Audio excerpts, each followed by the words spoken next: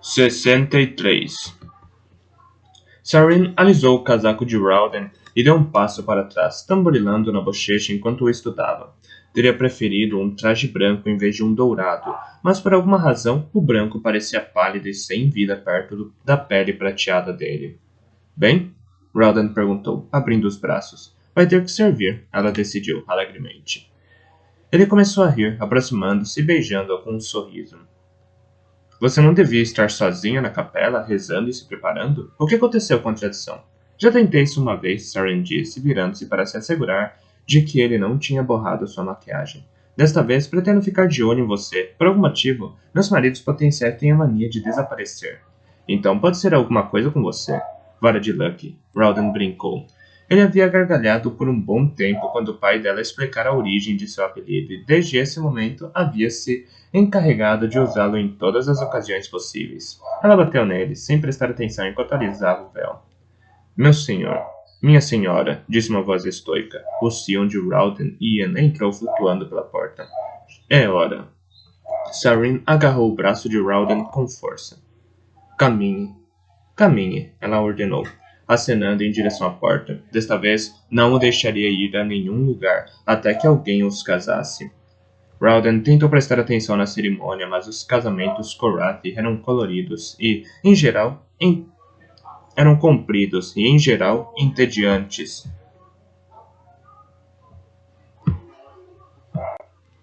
O padre Omin, ciente do precedente que havia no fato de que um Elantino pedisse a um sacerdote Korathi para oficiar seu matrimônio, preparava um extenso discurso para a ocasião.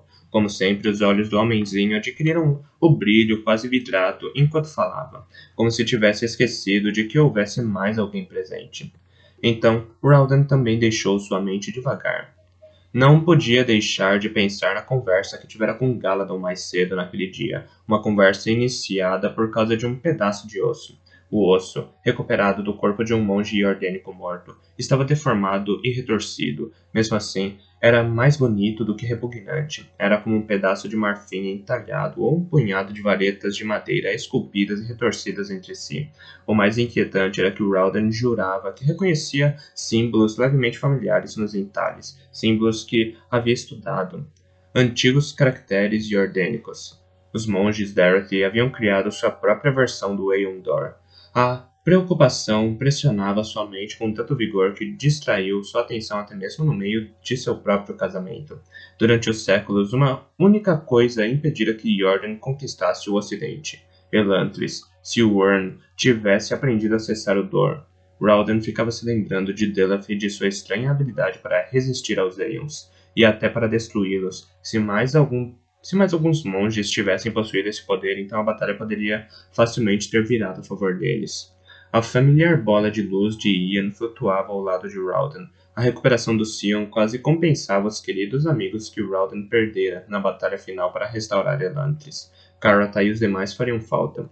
Ian afirmava não se lembrar de nada de seu tempo de loucura, mas algo parecia um pouco diferente no Sion. Estava mais silencioso do que de costume, até mesmo mais pensativo. Assim que tivesse algum tempo livre, Robin planejava interrogar outros elantrinos na esperança de descobrir mais sobre os Sions. Incomodava-o que durante seus estudos, leituras e práticas nunca tivesse descoberto exatamente como os Sions eram criados, e isso se de fato eram criações do Eondor. Aquela não era a única coisa que o incomodava, no entanto. Também havia a questão da estranha dança Sheishan, de Shadan. Os presentes, incluindo Lukel, afirmavam que o indonês não conseguiria derrotar sozinho um dos monges de Delaf, com os olhos fechados. Afirmavam que o indonês conseguira derrotar sozinho um dos monges de Delaf com os olhos fechados. Alguns até diziam que o jovem barão brilhava enquanto lutava. Rowden estava começando a suspeitar de que havia mais de uma maneira de acessar o Dor, muitas mais. E um desses métodos estava nas mãos do mais brutal e dominador tirano de Opelon, Wyrn Wolfden, o quarto regente de toda a criação. Aparentemente, Sarin percebeu a falta de atenção de Rowden, pois lhe deu uma cotovelada quando o discurso de Omin estava prestes a acabar. Sempre uma mulher de estado, preparada, controlada e alerta, sem mencionar sua beleza. Realizaram a cerimônia trocando pingentes Korathi com o Aeon Omi e consagraram suas vidas e mortes um para o outro.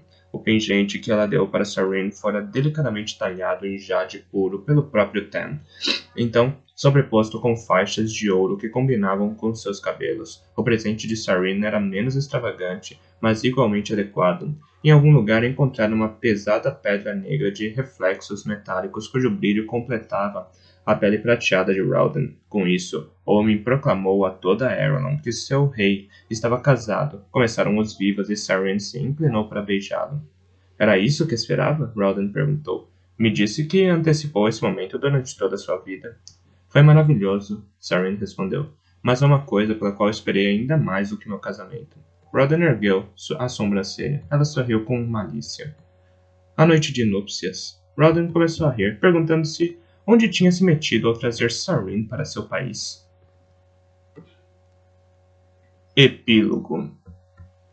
O dia estava morno e brilhante, um contraste completo com o dia do funeral de Iadon. Sarene estava do lado de fora de Kay, contemplando o túmulo do antigo rei.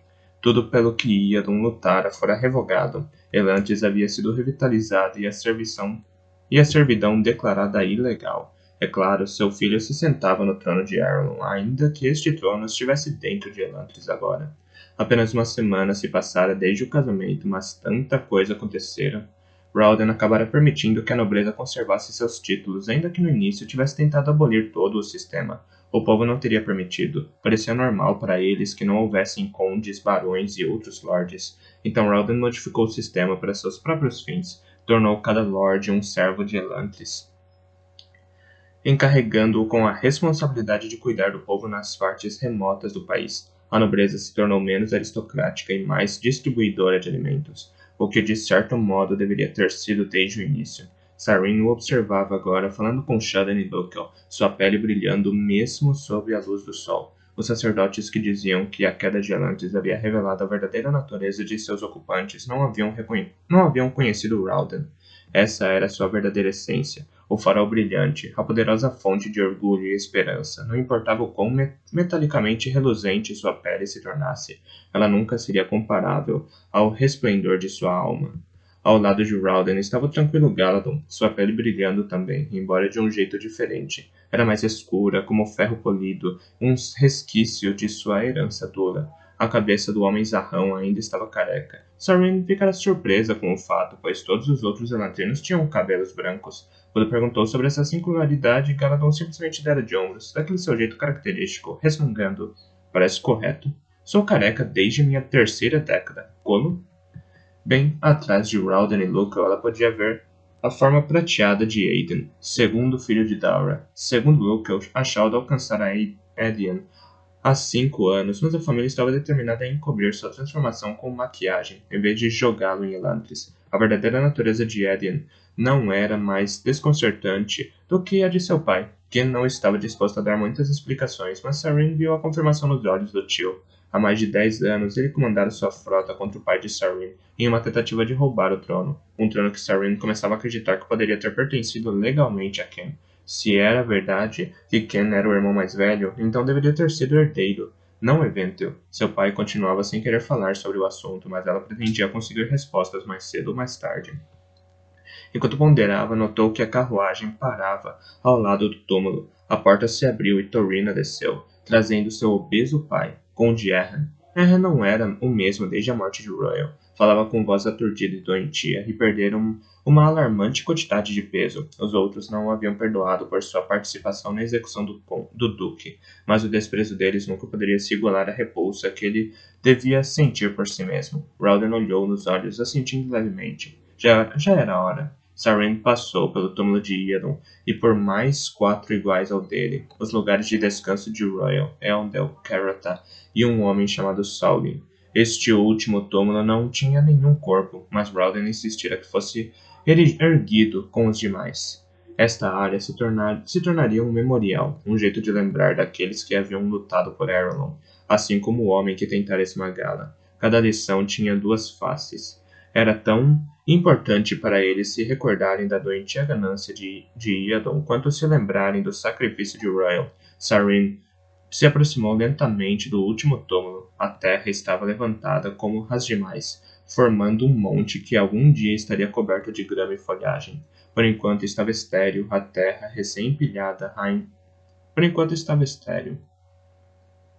A terra recém-empilhada ainda estava fofa. Sarin não havia precisado insistir muito. Todos conheciam a dívida que tinham para com o homem enterrado ali. Raden de Jordan, alto sacerdote sagrado Giorn do Shulderath, haviam deixado seu funeral por último. Sarin se virou para se dirigir à multidão. Raden se postou na frente deles. Não falarei muito, ela começou, pois ainda que tenha tido mais contato com o homem Raden do que a maioria de vocês, eu não o conhecia. Sempre supus que eu poderia compreender um homem sendo inimiga dele, e pensei que entendia Raden. Seu senso de dever, sua vontade férrea e sua determinação em nos salvar de nós mesmos. Não vi seu conflito interno, não pude conhecer o homem cujo coração o levou, no fim, a rejeitar tudo em que acreditara em nome do que sabia estar certo. Nunca conheci o Raden que colocou a vida dos demais acima de sua própria ambição. Essas coisas estavam ocultas, mas no final provaram ser mais importantes para ele. Quando lembrarem deste homem, ela prosseguiu, não pensem nele como um inimigo. Pensem nele como um homem que ansiava proteger Arelon e seu povo. Pensem no homem que se tornou, o herói que salvou seu rei. Meu marido e eu teríamos sido assassinados pelo monstro de Dacor se Raden não tivesse chegado a nos salvar.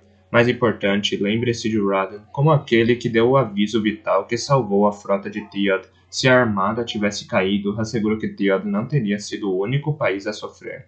Os exércitos de Wyrn teriam caído sobre Arelon com Elantris ou sem Elantris, e todos vocês estariam lutando para sobreviver neste momento. Isso se ainda estivessem vivos.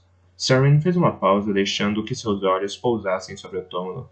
Na cabeceira, a armadura vermelha e sangue fora cuidadosamente disposta. A capa de Raden estava pendurada no alto de sua espada, cravada na terra suave. A capa carmesim esvoaçava ao vento. Não, Sarin disse. Quando falarem sobre este homem, que se saiba que ele morreu para nos defender, que se diga que, ao fim e ao cabo, Raden Giorn do Shulderath não era nosso inimigo. Foi nosso salvador.